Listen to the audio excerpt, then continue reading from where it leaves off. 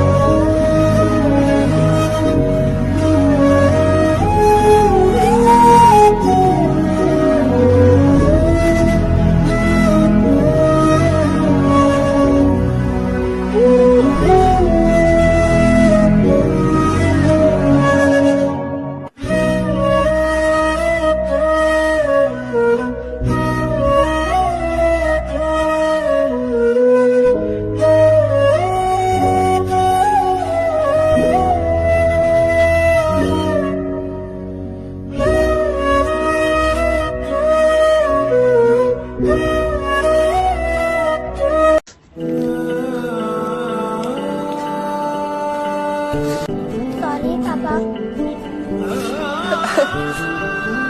बेटा ये तो लॉटरी थी, समझे? लॉटरी थी, किस्मत से निकलती है। तो हमारी किस्मत अच्छी नहीं है ना पापा? अरे ये किसने कही तुमसे?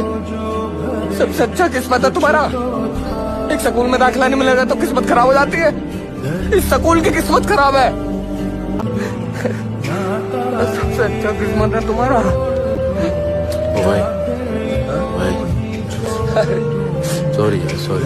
अरे भाई तूने कैसे कल उतार ली यार? तू यूं करा जैसे तूने सीट ले ली इसकी।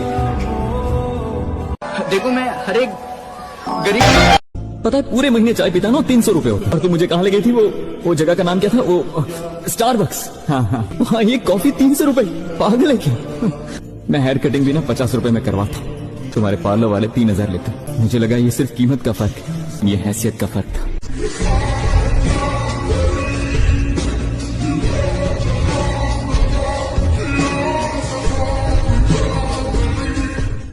ये शायरी सुनने के बाद क्या ही होगा तुम्हारा, मैं खुद नहीं जानता कि मेरे साथ क्या हो रहा है। तो शायरी कुछ ये थी कि मेरे साथ कुछ ऐसा होने वाला है, घर का एक मोती खोने वाला है। आओ यार सीने से लगा लो, अब ये चेहरा हमेशा के लिए सोने वाला है।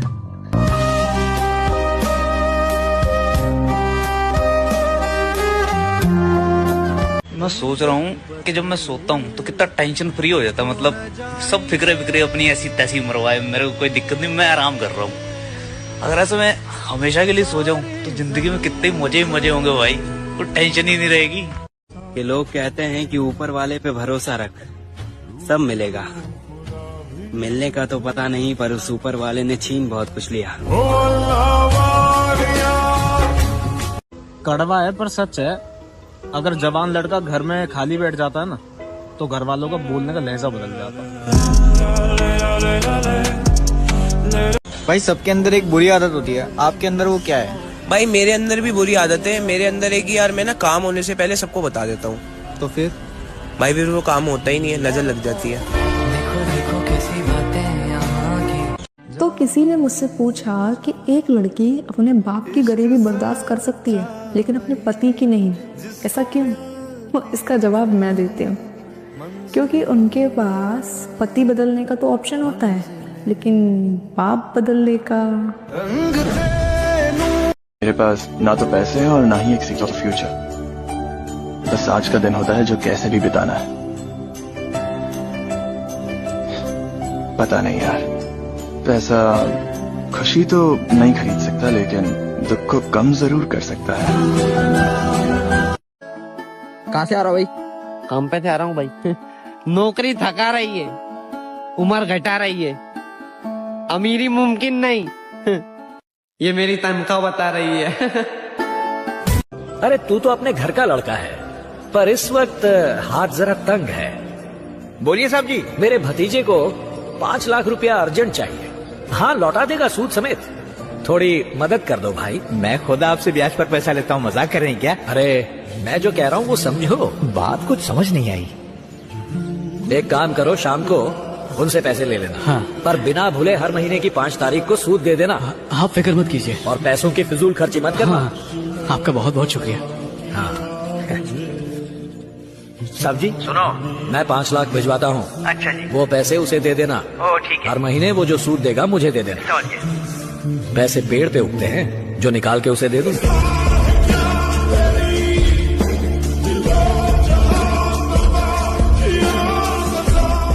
एक ही चीज सुनने को मिलती है, पढ़ ले पढ़ ले, फिर वो पढ़ ले फिर वो मार्क्स का रोना, ठीक है, फिर वो अगर तुम्हारे कम आ गए फिर तुम्हें सबके बीच में बैठ के जलील करवाया जाएगा कि देखो। और कोई रिश्तेदार जब आता है घर पे, चाय बाद में पीता, भैंस की आंख पहले ये पूछता, बेटा कितने मार्क्स आए? अरे तूने आम लेने, तू चाय पी, निकल भाई। आधे से ज्यादा बेड़ा गर्क ना, ये जो चाय पीने आते हैं ना, पियो चाय पियो, खाना खाओ, जो मर्जी करो, लेकिन चुप रहो, बच्चों को मत छेड़ो। छोटा सा बच्चा यार आके घबराता है नमस्ते करने में, घबराता है। वो क्यों घबराता है पता है? उसको एक डर रहता है कि यार 5 लोगों के सामने अब मुझे जलील करेंगे ये लोग, क्योंकि मेरे 78% आए हैं और जो चाय पीने वाला आया इसके बच्चे के 86 आए हैं।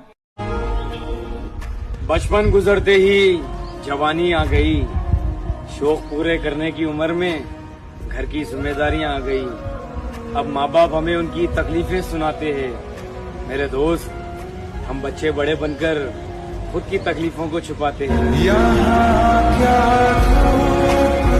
हर बार लड़की को ही बोला जाता है एडजस्ट करने के लिए।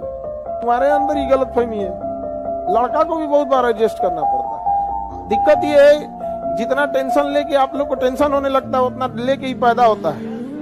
आपको दहेज खराब लगता है, आपका दहेज या तो आपका भाई दिया होगा या तो पिता दिए होगा। आपको दहेजवा खाली ले जाना खराब लगता है, तो भाई से पूछिएगा ना।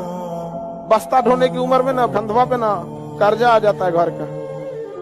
जिस उम्र में आप लोग अपना नेल पॉलिश का कलर सेलेक्ट करती है ना, उस उम्र में बाप अपनी जिम्मेदारी उसके कंधे पे दे चुका होता है। बाबू कुछ कर, गुड्डू को बहिन, कर्जा वही भरता है। कई बार खेत बेचाता है, अपना अधिकार हिस्सा बेच के देता है कि नहीं देता? अलग बात है, वो कुछ कहता नहीं है।